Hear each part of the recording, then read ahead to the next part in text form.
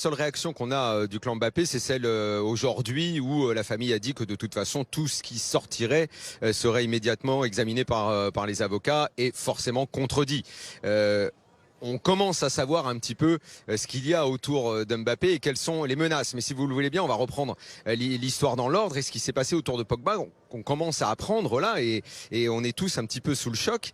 Quand il est venu, Paul Pogba, au Rassemblement des Bleus au mois de mars, il y avait 2 matchs des Bleus, il est venu, Pogba, et il a tout simplement été kidnappé par des amis d'enfance, c'est comme ça qu'il faut les appeler, des gens qu'il connaissait depuis son enfance, de Lagny-sur-Marne, là où il a grandi.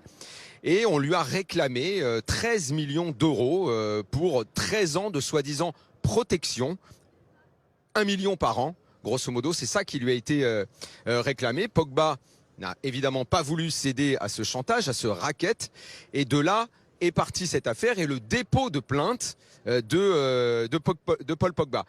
Pour ce qui est des révélations et des fameuses vidéos, pour l'instant, on n'a pas réellement idée de vidéo. Il y aurait un enregistrement, une clé USB, dans laquelle on apprendrait que Pogba aurait contacté un marabout pour marabouter Mbappé. Les 2 joueurs ne sont pas les plus grands amis du monde. C'est un peu cocasse d'apprendre ça, mais toujours est-il que visiblement Pogba croit à ça et visiblement il aurait demandé à un marabout de marabouter Mbappé pour qu'il ne soit plus performant. Et les révélations qui sont dans cette clé USB, c'est principalement ça qu'elle dirait. Donc on a 2 affaires, donc c'est cette affaire tout simplement de kidnapping, de racket de Paul Pogba, et on le fait chanter en affirmant qu'on a des choses à dire sur lui. On ne sait pas réellement quoi, on a juste ce petit élément concernant Kylian Mbappé. Paul Pogba et la famille Pogba ou le clan Pogba, je vous laisse analyser cela. C'est pas la première fois qu'il y a des remous autour de ce joueur qui est l'une des stars de l'équipe de France, mais qui fait souvent parler autour de lui en tout cas. Bon, on savait qu'il y avait des tensions dans la famille, mais là, ce qu'on apprend aujourd'hui, c'est quand même assez surréaliste. Et plus globalement, vous savez, ces affaires de raquettes dans le football, ça fait longtemps qu'on en entend parler.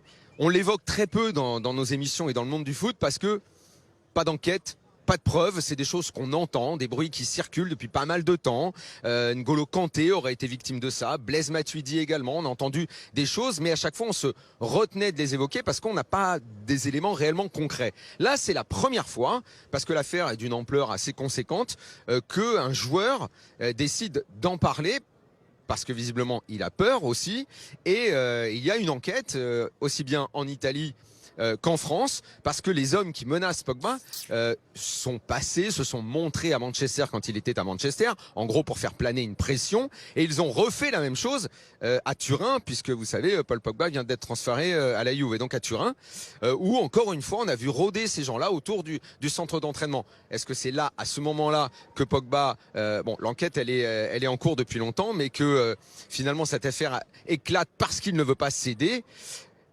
Il y a un élément qui reste encore un petit peu, comment dire, un peu bizarre, c'est le rôle du frère.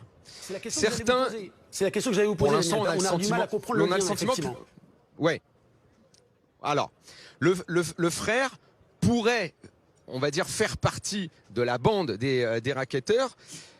Mais dans le milieu qui enquête sur cette affaire, on dit qu'il pourrait être également instrumentalisé, que ça pourrait être le premier maillon de la pression, qu'on mettrait la pression sur lui pour qu'il mette la pression sur son frère et sur la famille. C'est le seul point très flou dans cette affaire. Mais le point central, c'est celui qu'on a évoqué, c'est le racket, c'est le kidnapping, parce que ça c'est complètement fou. Pendant qu'il était avec l'équipe de France au mois de mars, il a fini dans une cave avec des hommes cagoulés. Il a été menacé clairement avec des hommes armés. Voilà.